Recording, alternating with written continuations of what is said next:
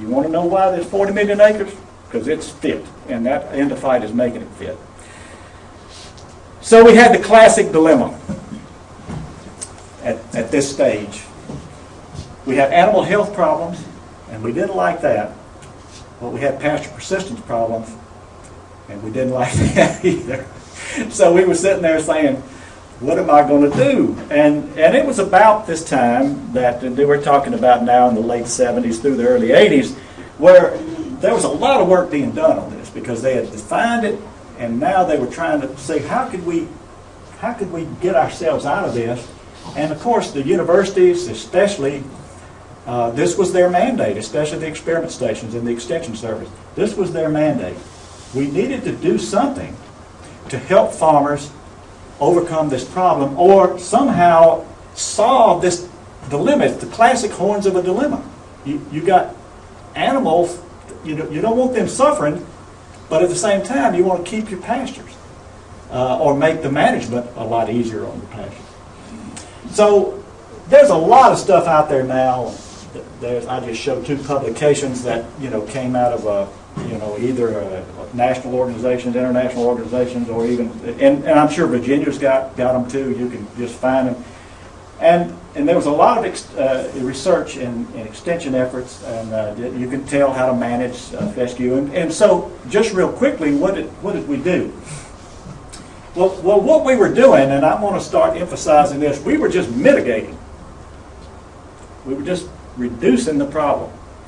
We weren't attacking the problem. I mean, we weren't getting rid of the problem. We were just trying to manage our way around it, which is fine, and that's really where we are today. We're still trying to manage our way around it.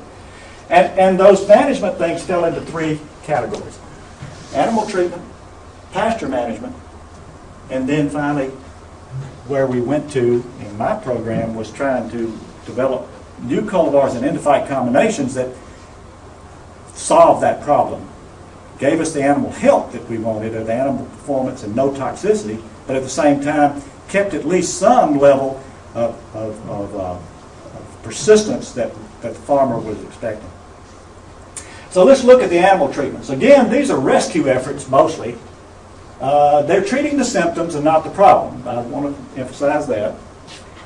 The first one was there's some pharmacologic agents. Domperidone is one. In other words, especially in horses, when they're getting in they're really in severe, and they're pregnant mares, they're having to rescue them. They get them out of there, and they actually give them this so they will not abort their foals and stuff. I mean, this is truly a rescue effort. And then of course. Feed supplements. I think, Matt, that thing you showed was very interesting about the copper and the zinc. I mean, that's you can say selenium, copper. Some type of additives to help the animals along. Would be one way of doing it.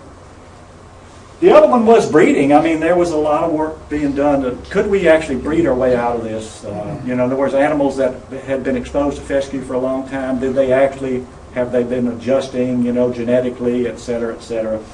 And then finally, could we vaccinate them? Could we build up vaccines? And we found out we could. There were a lot of work. I don't know where it went, Chris, but there were a lot of vaccines being developed, and it just became, the clinical trials became very expensive, and I think they didn't, a lot of, like Merck, and then they just decided, well, Pfizer, they might not could go there, So Mark, this is the classic animal science approach, isn't it?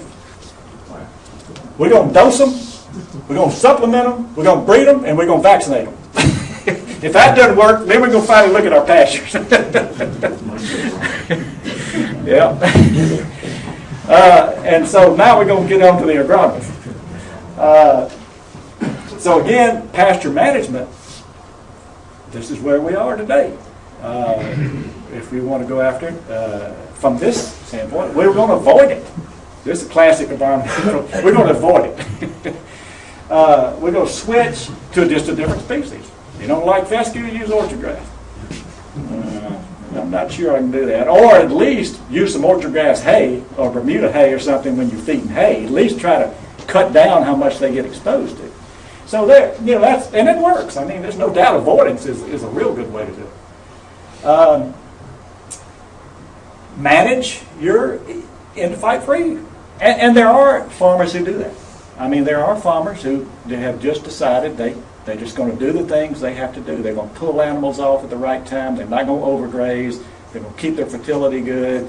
And I've seen pastures of fungus-free fescue even in Georgia that are 10, 15 years old. You know, the farmers are just managing their way around. So just know that that's a possibility. The other was what Matt mentioned, interplanting with legumes. It's always been a debate, though, I think, among people who work in this area, how much is nutrition and how much is actual dilution. Even though Matt showed that when you have a grab sample, and I thought that was great, Matt, that when you have a grab sample of a mixed stand, your alkaloid levels are lower. But what that doesn't account for is selectivity by the animals. I don't know in that grab, I don't know how much of that grab sample the animals are actually eating. Are they eating more clover or are they eating more grass? In other words, they actually might not. They actually might be taking in a lot more than 350 parts per billion. Or they might be taking less. It's just hard to tell. It's just you know, a wild card sitting out there. But there's no doubt. Even if you've got fungus free or max Q, plant clover.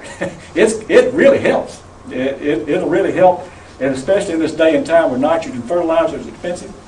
It's still plant legumes. You can't go wrong. But as far as the topic today, though, of toxicity, it's probably diluting some. But the problem is, like I say up there, you're treating the symptom. The grass that's still out there is toxic. Removing the seed heads, you know, we always thought that was good. After Matt's data, I'm not so sure. You know, it looked like they kind of spiked up there. But anyhow, most of the data I've seen there is still the alkaloid levels, even when they cut them off, you know, they're still dealing in the thousands.